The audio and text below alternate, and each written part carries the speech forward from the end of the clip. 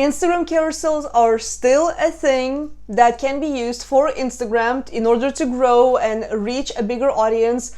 And you may be wondering, but how do I create those seamless, pretty graphics that look like it's one image and then it slides right in and it's aesthetically pleasing, it's great for the eye, and it's very engaging as well. So this is exactly what I'm going to share with you in the video, so let's get right into it. But before we do, I want to first introduce myself. My name is Jelena Ostrovska from JelenaOstrovska.com. I'm a social media manager and content strategist for six-figure female coaches, consultants, and course creators. And in this video, we are diving into my favorite tool that I use pretty much on a daily basis, which is Canva. And I'll share with you how you can create those seamless carousels without having to use Photoshop or any other complicated software.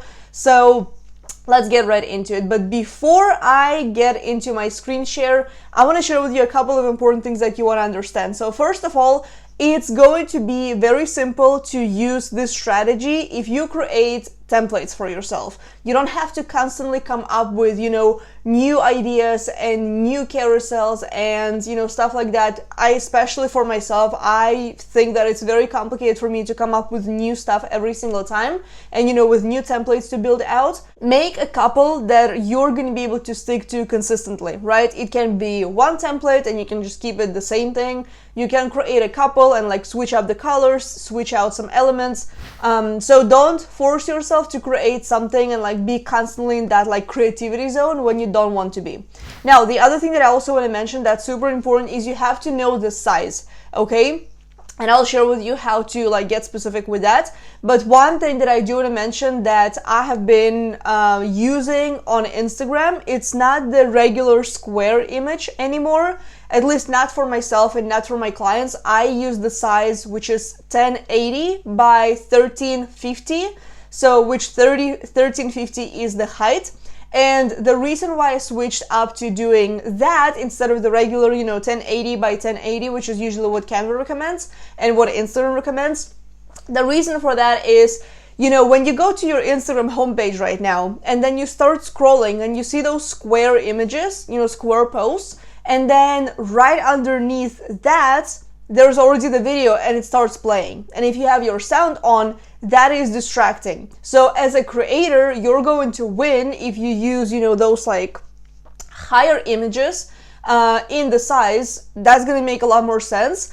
Now, the other thing that you also have to keep in mind, and that's a new update by Instagram, they are about to go full screen. So they are messing up right now with the sizing. They're changing things up. So the sizing may change in the future, but 1080 by 1350 is the current one that I use for all of my quotes, my carousels, images. I try to stick to that. So it's wide like this, or high like this, should I say. So let's get into my screen share. Okay, so now that I am inside of my Canva account, there is a very important thing that you have to keep in mind is the actual sizing of the carousel. So essentially what we're going to be making is a really wide image right now. So let's also remember the size that I have talked about earlier, which is 1080 by 1350. And you can see this is one of the images that I have recently made. And now I'm going to go ahead and create a design, and I'm also going to keep in mind that first of all, it's going to be custom. Now, the height is still going to be 1350, but now the width is going to be super wide, and essentially the width is 1080 originally, and I want to create a 5-image carousel. That's going to be 1080 times 5, right? So that's going to be 5400. So I'm going to go ahead and create a design, and you're going to see what I'm trying to make over here right now. So this is kind of how it's going to look like, okay? So you kind of have to make imaginary lines as far as the image goes, right? So I'm going to kind of place the lines right here, and then I'm going to duplicate them and duplicate them some more. So let's see, we have... Actually, I think it's going to be 4. Did I mess something up? No, actually, there's going to be another one. So let me make sure I have that. Now, let me see if I can actually line them up, because usually you can kind of do that. It hasn't really done that perfectly. Let's see if I can center that. So I believe this would be accurate, okay? So now you kind of want to like do something like this, and now you want to go ahead and select you know, the color. So I'm gonna go with this one and let's just roll with it. So this is your canvas, this is what you're gonna be working with. And now what I'm gonna do is I'm going to hop off, I'm going to design this carousel real quick, and I'm gonna come back and you're gonna see what to do next with it.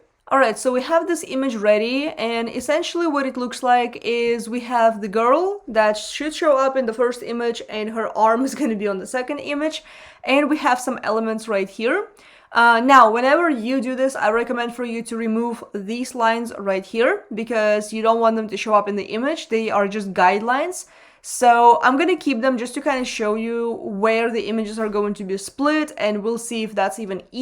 The one thing that I will tell you, if you're doing this yourself, you don't have to get this perfect. Like I was doing this very much imperfectly, but you know, you also want to be mindful of the way the design is going to look like. Now, I would not want this girl to be like, you know, her face to be cut in half. I just don't think that that's going to be right. Like now, design wise, you can do that, but I want to make sure that her face shows up right here in the first image. So you want to go ahead and download the image. So we're going to let it download. And now in the meantime, we're going to go to this website right here, pinetools.com/split-image. And now we're going to choose that file right here that we have just downloaded. And so it shows up over here, nice and simple. Then you want to select how to split the image. So now we're going to choose horizontally and quantity of blocks. Now you can also select width of blocks. Now we know what kind of width that's going to be. We can actually do this way. And let's kind of see what happens because you never really know. Now their files are already ready. So let's look at one of them. I'm going to move myself to the other side.